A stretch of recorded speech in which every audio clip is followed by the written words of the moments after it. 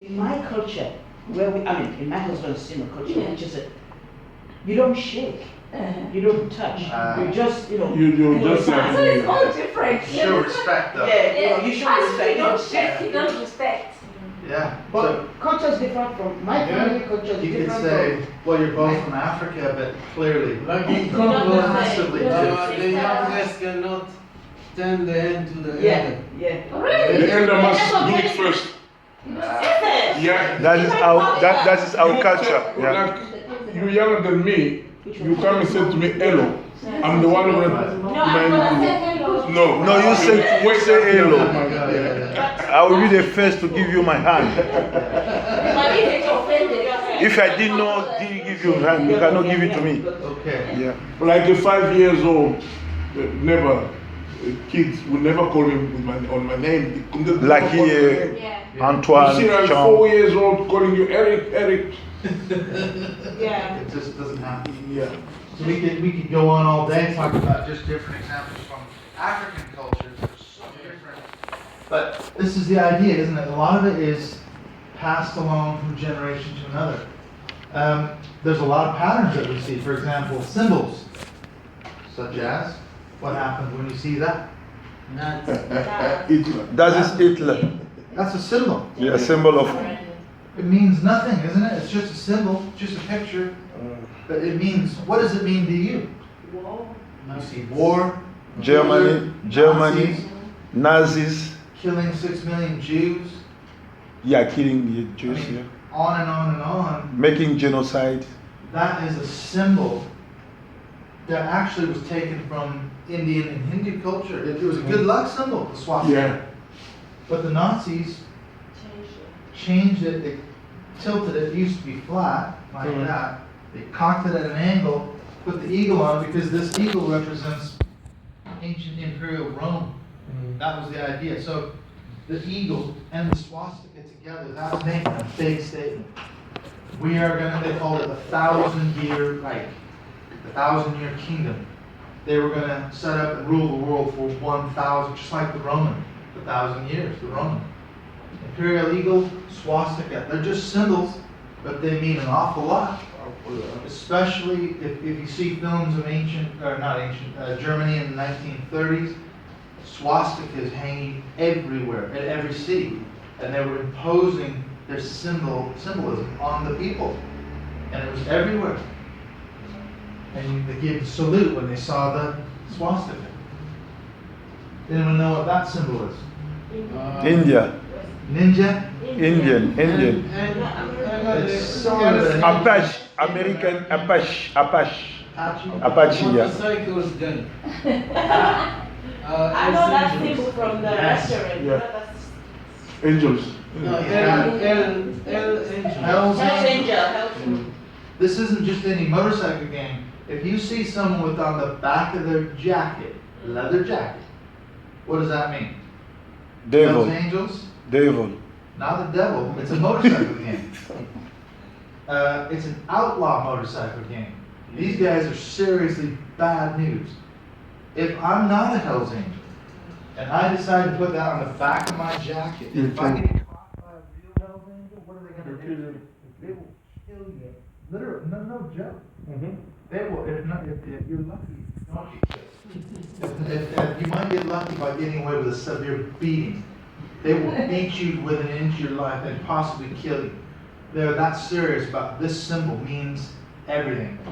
You become a Hell's Angel, you get that symbol put on the back of your jacket, or you get a tattoo on your back. If you ever get out of the gang, they will cut it off with a knife, or they will burn it off.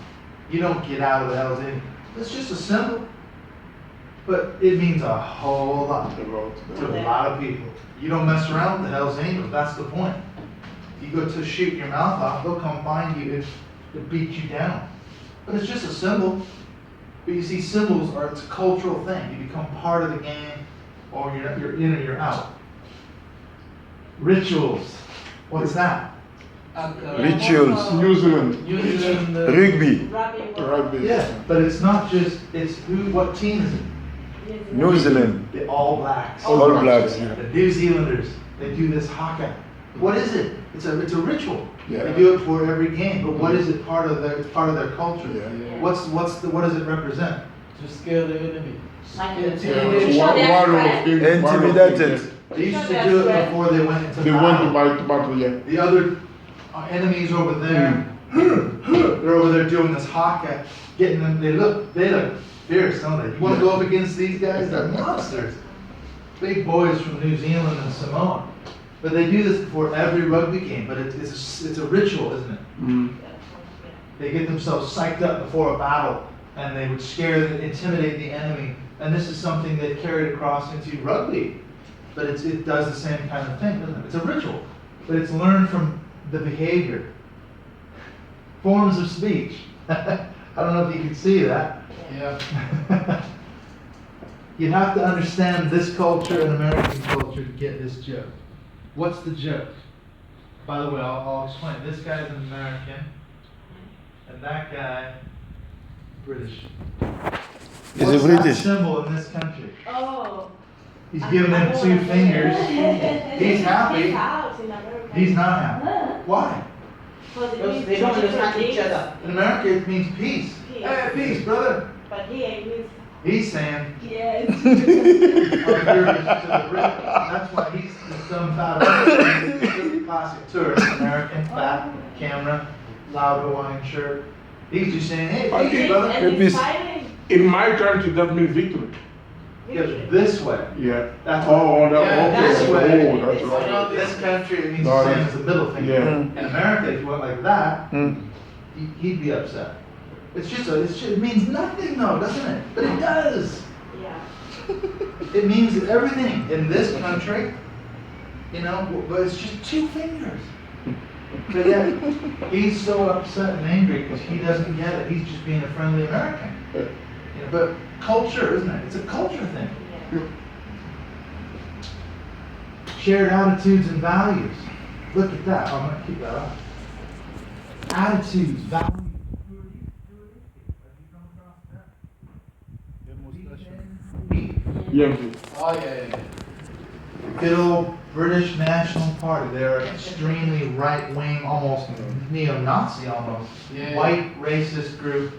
Britain is full up. We don't need British jobs for British workers. There's no more room for immigrants. Get out. Go back to your home country. Britain is for the white British people. Those are attitudes. Those are values. People like the BNP, that's what they believe. That's their attitude. They go out march in Westminster in London in front of Parliament with their signs, trying to influence people to vote their way. But you can be white and you still not be British. They can Oh, yeah. I know you. They don't want me here either, I guess. It's not about the color of your skin, but they don't like people from outside of Britain coming in, taking our jobs, blah, blah, blah. Whether they're Polish or Indian or African or whoever, Pakistani, they don't like anyone that's not white British. By the end of the day, no one taking the job. They just don't want to work. They don't like to work.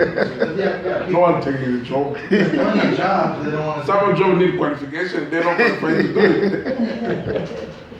And let's talk about how Britain has changed. You might even go back to prior to World War I, but let's say just since World War II, 1940s, 50s, how would you describe the ethnic composition of this country prior to World War I? Small 56. No, that was all white. Ethnic. Oh, ethnic. Color of your skin, does that give you any hint? Yeah. Yeah, that was all white. Yeah. Yeah. White bread, man. It's the whitest country in the world. Same with America, very much so. Very white, proper British on their laughing on their sailboat. Very nice. This has all changed though within the last 70 years. How has it changed? Immigration. Immigration. Yeah, becoming a big Massive person. change.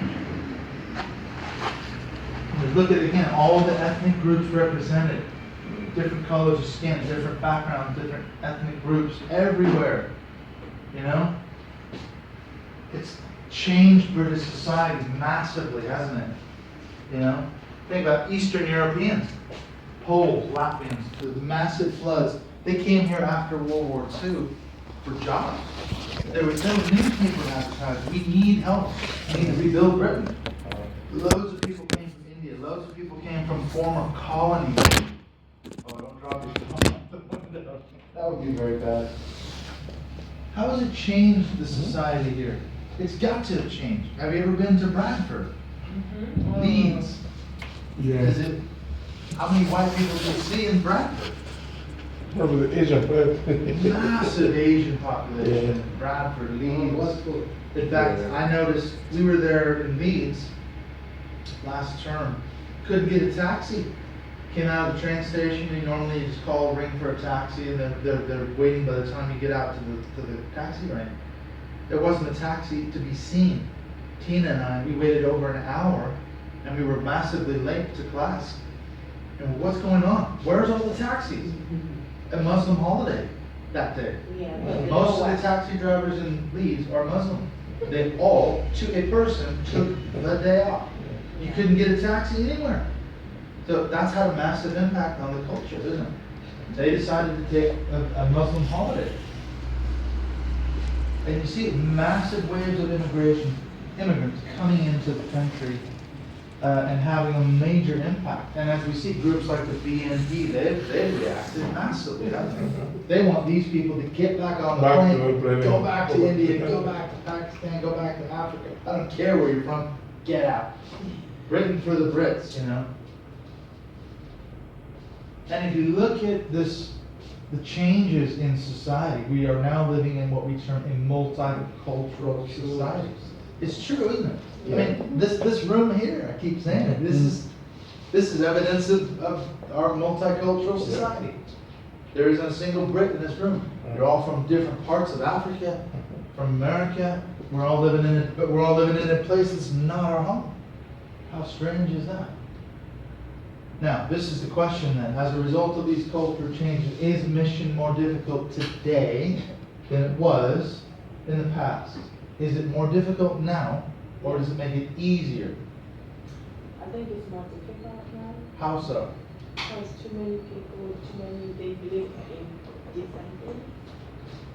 Yeah, they believe massively different things, don't they? I mean, you can't discriminate against someone for having a different faith or having no faith.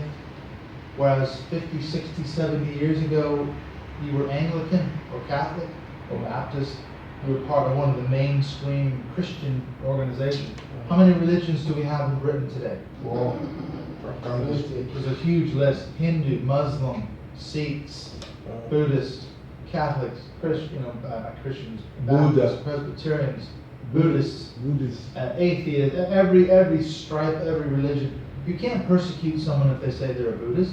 You can't put them in jail because they're a Muslim. You have to allow them to build their own temple or mosque or church or place of worship. It's the law, isn't it? It's the way it is. And as a result, though, is it more difficult? Because back then, everyone kind of had a shared value system, You go to church on Sunday. That was the British culture. Everyone expected you'd be in church on Sunday, and then you'd go home for Sunday roast after church. In fact, you couldn't play football on a Sunday. Did you know that?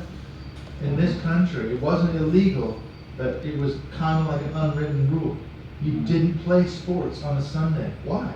You go to church, you go home, you have a rest dinner, and you rest the rest of the day. Kids didn't play. Even today, stores are still closed, aren't they? On Sundays at, 5 o'clock? Yeah. And that's still part of that old British value system, is on Sunday, you don't go too late in the day because people have gone to church, they've gone home, they want to be with their family on a Sunday. The stores are closed. You go to a Tesco at 5:30, you're out of luck. It's closed on a Sunday. We go to the one that says open 24 hours. No, it isn't. No. Only till Friday. You're closed on Sunday after 5 o'clock. Yeah. What changed it? Why the situation changed? Why has it changed? From what? From Because out of the political correctness. They give the back, they give God the back. That's the way. You don't believe in God. Well, but that's part of what this is, isn't it? Is you're trying to be respectful of different cultures and traditions. You can't just enforce the same old way of doing things forever. They recognize they've had to change. They've had to change. Yeah, but they change. But for example, I think I watched a debate regarding Christian and Muslim. Yeah. Because the Muslim they complain they didn't want to see Christian wearing clothes. Right. Oh, right. And So Nicholas the was- government tend to support that against their own culture. So what the Muslim can pray anywhere they want to build Yeah. large mosque, everything, but now the Christian they feel discriminated. Hmm. So now you can't do that anymore. Yeah, and this is what we're saying is you're seeing different cultures and religions clashing. They're living literally side by side. And how do you get along? Because you got to honor everybody's position. That's what we're saying. That's that's going along with this thing, postmodern. How do you define the term postmodern? Because that's the society that we're living in. You come to the West. This is our tradition in the West. It's not necessarily the same thing as in the East, as in Africa, is it? We have a different tradition, a different cultural heritage here. What would you say? How would you define the term postmodern? What comes to your mind when you hear the word postmodern? Postmodern, Postmodern. multicultural, It's what? multicultural. And multicultural, yeah, what we've been talking about. Certainly we've been affected by loads of different cultures, beliefs. You can't discriminate against one versus the other. You have to allow everyone to have freedom to say what they want and do what they want. This is the saying in the West. You know, it's very difficult to get your head around it. You know, this is what postmoderns say. It's our word, don't use it, don't try to define it. Above all, don't try to label us with it, even if we apply it to ourselves. This is a very difficult thing. They're saying, we came up with it, but you can't use it. Don't put it on us. Even if we say we're postmodern. It's a difficult thing, postmodernism. But the younger generation are more and more and more postmodern. I mean, my daughters are now 20, 21, and they are totally postmodern in their viewpoint, because that's the culture they've been raised in. You know, so some of you might come from a different, more modern way of doing things. This is the simplest way. That's why we say it's postmodern. In other words, the period that comes after modernity, post-modernity. But then that brings up the question, what's modernity?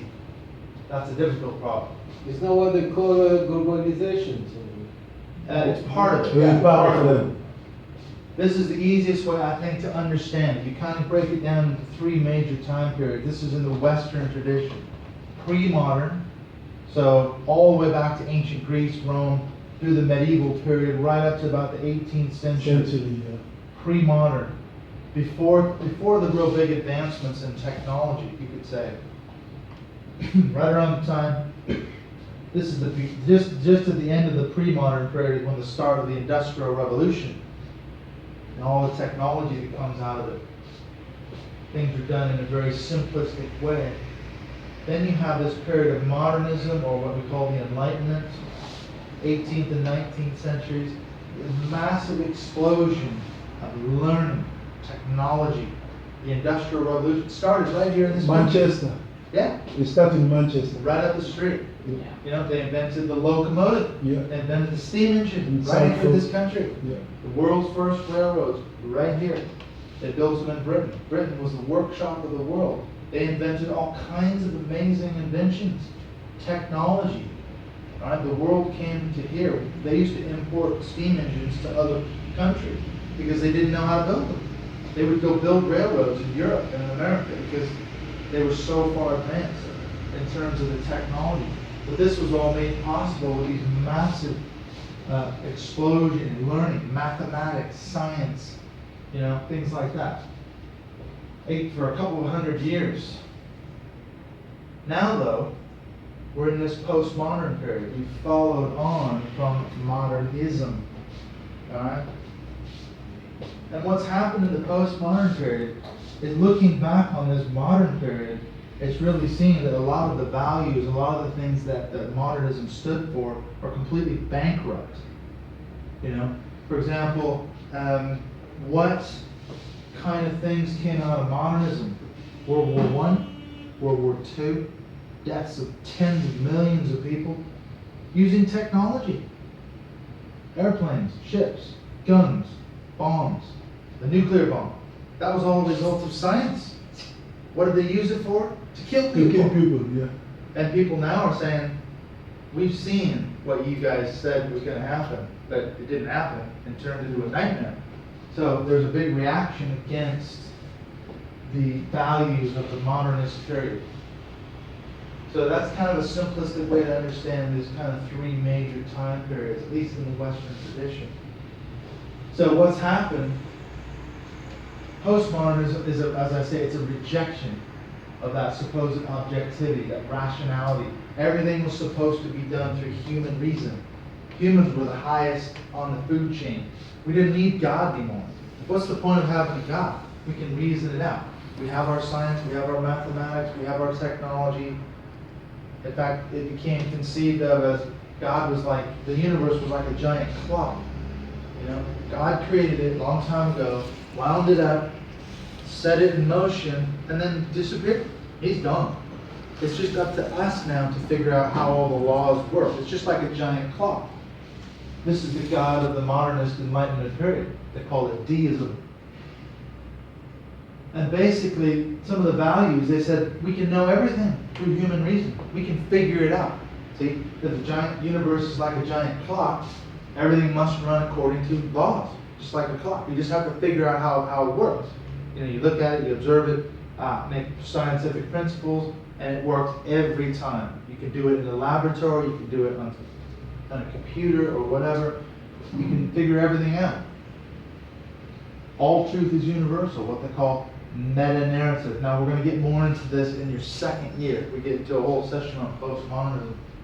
The idea that you can explain everything with one great story. We see this with Nazism. That's a meta-narrative. You know, the Nazis said, look, this is the story. You know, white people are the best. We are superior. German people are best. We're better than everyone else. So as long as we explain everything that way, it's fine. We can kill Russians and Poles and Jews and anyone who's below us. They're actually subhuman. We're the top. We can do anything. That's our story. That's a meta-narrative. But what did they use it for? They used it to kill millions of people and have a completely clear conscience. You know, if you ever has anyone ever been to Auschwitz or one of these concentration camps? What was your impression of Auschwitz? Quite a sobering thing. Very sobering, very depressing. Yeah. And you know, it's like, how could human beings get to that point when they were so inhuman to other human beings? Man's inhumanity to man. That whole thing. It's all started in the head. Yeah. And yet, technology and science and that story were used to kill 6 million Jews. You go into Auschwitz, what did they use? Train. They used trains. The Auschwitz killing camp, it has a main train track that runs straight through the main gate. Yeah. The train they'd open the gate, the train would come in, filled with thousands and thousands of Jews stuffed in the cars in the back. They would open up the doors within 30 minutes. Most of them would either be killed, straight to the gas chambers at the back, and the rest would be assigned to work and they'd be worked to death. They But killed. there was a lot of deception. The people didn't know Yeah. because they never came back, so they were not able Yeah. to tell the people outside what. So they were deceived. Yeah. You know. That It's all built on lies, isn't it? Yeah. So that's a meta-narrative used to justify almost inconceivable brutality. You see in modernism a rejection of external authority. The church was largely rejected. You don't need God because you figured him all out. In fact, he's not even around. We can do it ourselves. And this is one of the biggest things in modernism, this, as I was saying, belief in the progress of science and technology. They thought it was going to usher in a utopian society. What's a utopian society? Utopia, what's that? dreaming society, the thing where something will not happen that you think that will happen. It's gonna be perfect. Perfect. In fact, It's like that wasn't if you are the drunk, huh? the people take drug. They live in trouble because they think They, that they don't know if you that, get better life. that Yeah. atmosphere. Yeah. And technology was going to do this. The founder of the diesel engine, his name was Diesel. He was a German. In the early 1900s, invented the diesel engine. Diesel said, this engine, this technology is amazing, better than any petrol engine at the time. It will be used to build a utopian society. This will help people. They won't have to work as hard. They'll have more free time. They won't have to kill themselves working in factories and mines and mills. Guess what? Within a few years, they were putting diesel engines in submarines, in U-boats, and going out and sinking ships, costing thousands of lives. They used them to power tanks to blow other things up. You know what Diesel did? He jumped off of the ship on the English Channel and committed suicide when he saw that his invention was not being used for his vision, for utopian. It was used to kill people, and that's basically what's happened. It ended up bringing in World War I, World War II, and they were used to kill people. So postmodernism is a reaction to this. Modernism, I mean the positive rejection of the past and the blind belief in the process of change for novelty in its own sake, and the idea that progress through time equates with cultural progress and the cult of individuality, originality, and self-expression. That's one definition of modernism.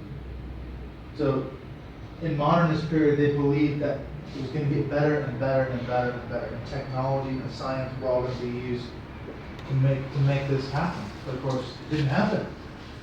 Things got worse. And we had World War I, World War II, Korea, Vietnam,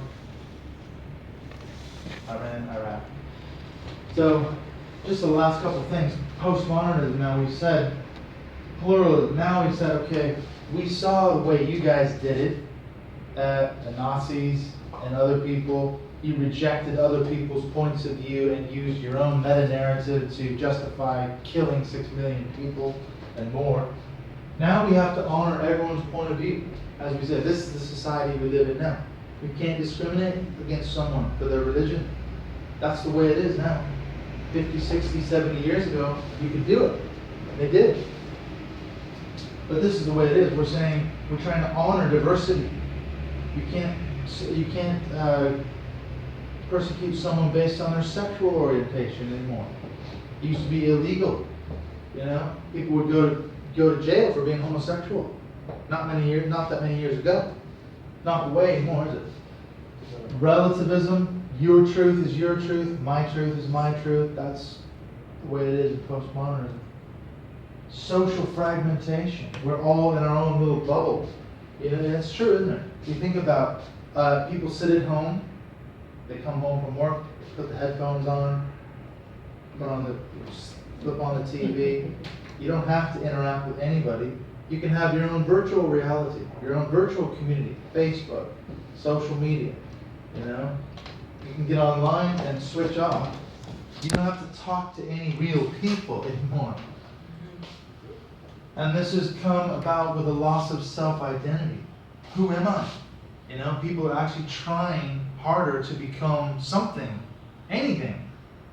And then they become part of another subculture. I don't want to conform to anyone, so I'm going to do my own thing. Well, pretty soon everyone else is doing my own thing. So yeah.